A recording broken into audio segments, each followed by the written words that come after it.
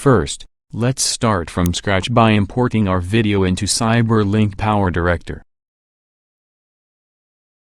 Drag your video clip to the timeline, then select it.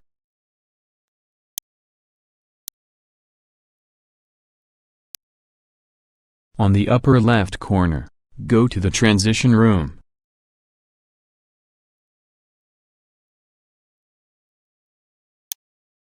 Go to the General tab, and drag Fade on to the beginning of the video.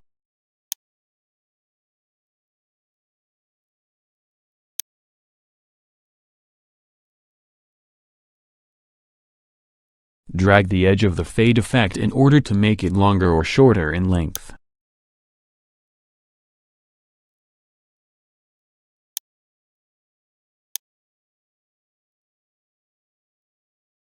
In order to add a fade out for the video, repeat the process.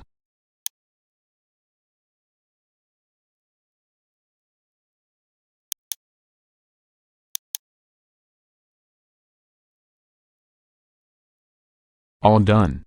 Please subscribe.